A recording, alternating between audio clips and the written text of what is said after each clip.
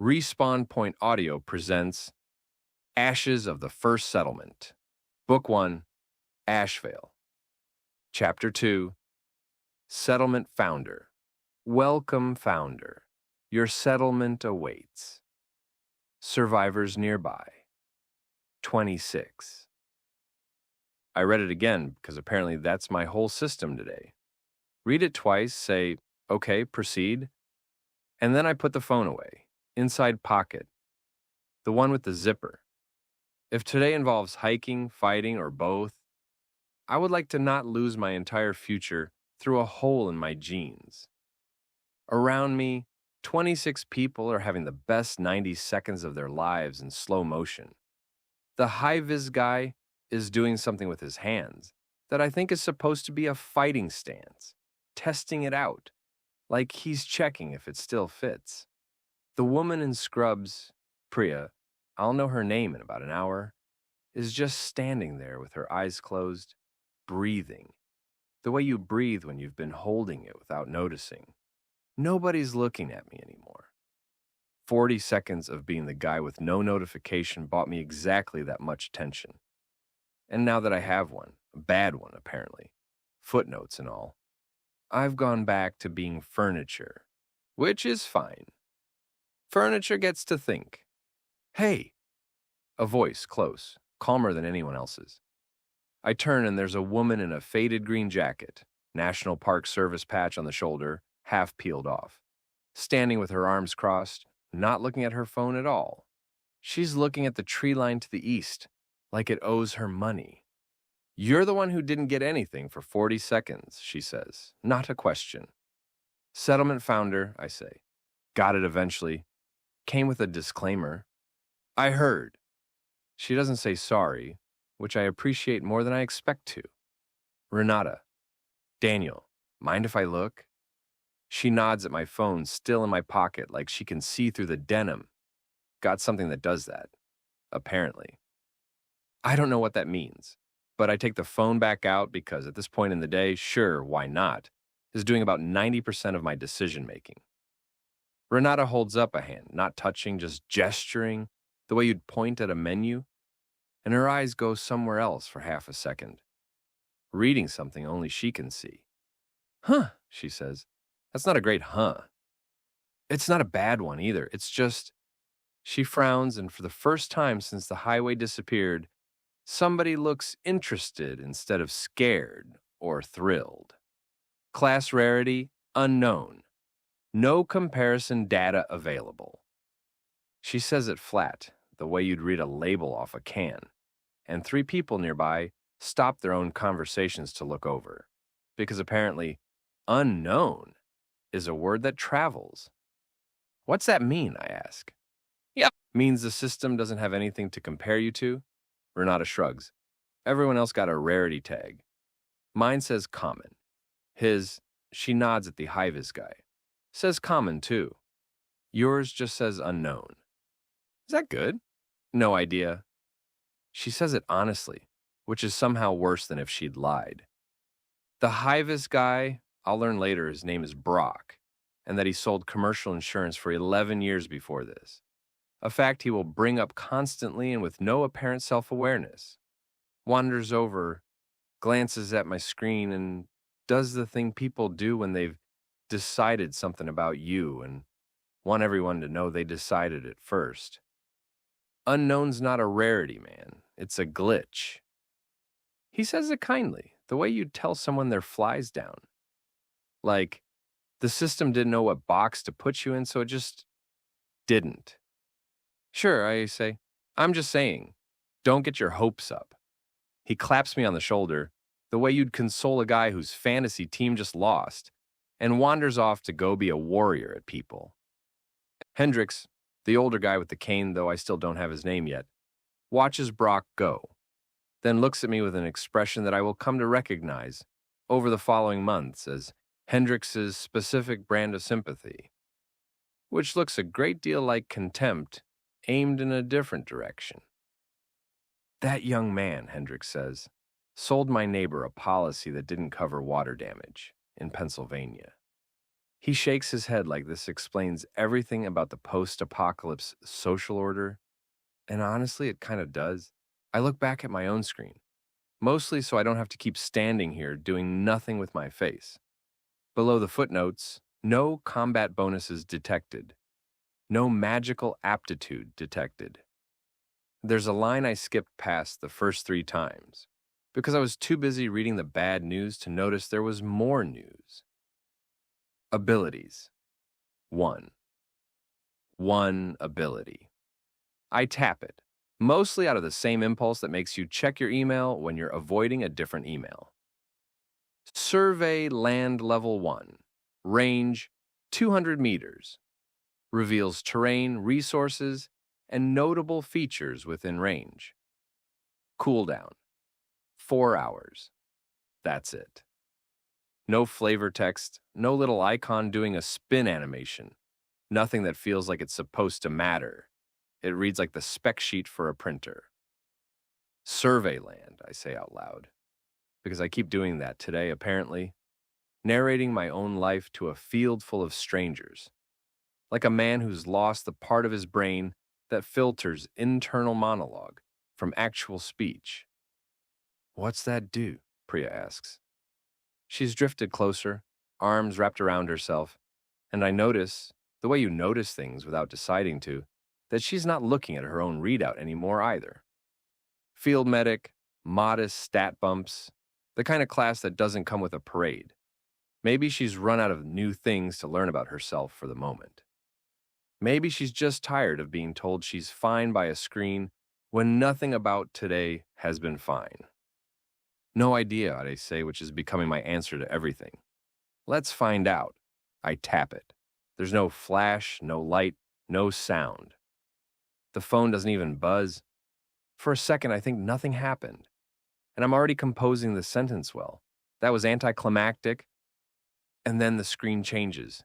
And it is, immediately, the most information anyone in this field has gotten all day. Survey complete. Radius 200 meters. Terrain, mixed grassland, gentle slope, north to south. Water source, creek, 140 meters east, fresh flow rate. Low vegetation, forest edge, 180 meters east, deciduous, moderate density. Elevation feature, ridge, 190 meters west. Rocky, partial tree cover. Hazards detected, none within range. Structures detected, none. I read it once. Then I read it again.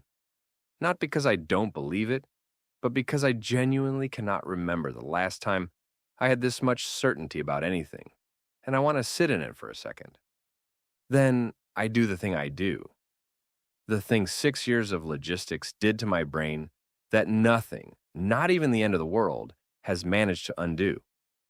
I read it a third time, out loud, slowly, like I'm reading a delivery manifest to a warehouse crew at 6 in the morning. There's a creek 140 meters east. Fresh water, low flow, so probably not great for anything that needs a lot of pressure. But it's water. There's a tree line past that. Forest, real one. Moderate density, which I'm assuming means actual cover and actual wood. And there's a ridge about 200 meters west. Rocky, some tree cover. I look up, and nothing's going to eat us. At least not from within 200 meters. That's the good news. Nobody says anything for a second. Then Renata, who has spent the entire conversation looking like she's bored of a conversation that hasn't happened yet, turns and actually looks at the tree line to the east, like she's checking my math. That tracks, she says. I was about to walk that way and look anyway. Saves me 20 minutes. It's not, I don't know if it's exact, I say. Because some part of me is already bracing for the moment someone points out I'm wrong about something. The way I've been braced for that moment in every job I've ever had. It's just what the thing told me. It's more than what the thing told me, Brock says, holding up his own screen, which as far as I can tell, just has a list of stats, slowly ticking upward, and absolutely no information about anything outside his own body. He looks at my screen, then at the field around us, then back at my screen. And for the first time since Glitch, he doesn't say anything at all. Okay, Priya says, and there's something different in her voice now. Not excited, just organized, the way a nurse sounds when triage starts. So, water east, forest east. We've got, 30 people? Some of us are going to need to actually sit down soon. 27, I say, before I finish the thought, because the number's already in my head from this morning, and apparently it just lives there now. You sure? I'm not. I look around the field, at the clusters of people, at Brock testing his stance again, at Hendricks settling onto a flat rock like he's been waiting his whole life for somewhere to sit and complain, at a guy in a hard hat I haven't talked to yet who's quietly helping an older woman ease herself down onto the grass, at a man with sawdust still in the creases of his work gloves, standing a little apart from everyone, looking at the tree line the same way Renata was, assessing it, not admiring it. No, I say, give me a second. And then I do the thing that 6 hours ago was just a Tuesday. I start counting heads. Out loud isn't necessary.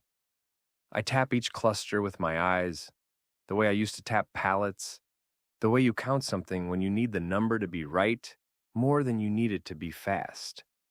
It takes about 90 seconds. Nobody helps exactly, but nobody wanders off either. A few people drift slightly closer together while I do it, the way people do when they realize they're being counted, and some part of them wants to make sure they're in the count. 26 plus me. 27, I say again, and this time it's not a guess.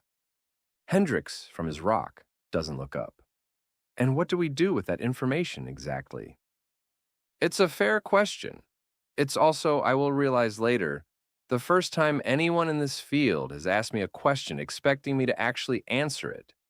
Not what's a settlement founder or what did you get, but a real question, the kind that has a real answer, the kind I've spent 6 years of my life answering for people whose actual jobs were more impressive than mine. I look down at my phone. Survey complete. Water, east. Forest, east. Ridge, west. Nothing dangerous for now, within 200 meters, and a 4-hour cooldown before I can check again, which means whatever I decide next, I'm deciding it with the information I have, not the information I wish I had. 27 people, one source of water, a tree line that might mean firewood, might mean shelter, might mean something to eat if anyone here knows how to make that happen. We move toward the water, I say, before it gets dark. Stay together. It's not far, 140 meters, maybe 2 minutes walk. But I'd rather we do it as one group than have people drifting off in different directions to go look at things. Nobody argues. Nobody asks, who put me in charge, which is somehow louder than if someone had. Renata's already on her feet. Hendricks makes a noise that might be a complaint and might just be the noise a 68-year-old man makes getting up off a rock, and either way he gets up. Priya starts saying something quiet to the older woman on the grass, helping her stand. I put my phone back in the zippered pocket. 27 people, one creek, one tree line, 4 hours until I can ask the ground anything else. And I start walking east, and 26 people fall in behind me, like that was always the plan. Like somebody decided this an hour ago, and just hadn't gotten around to telling me. Nobody decided it an hour ago. The system did this morning in about 2 seconds, for everyone except me. And then, 40 seconds late, with a footnote, it decided it for me too. It just didn't bother to tell me what the decision meant, until I had something to point at. 27 people. I do the math again as we walk, because the math hasn't changed, and somehow that's the thing that finally makes it feel real. 27 people and a 4-hour cooldown in a creek I haven't seen yet, that the rest of my life apparently now depends on.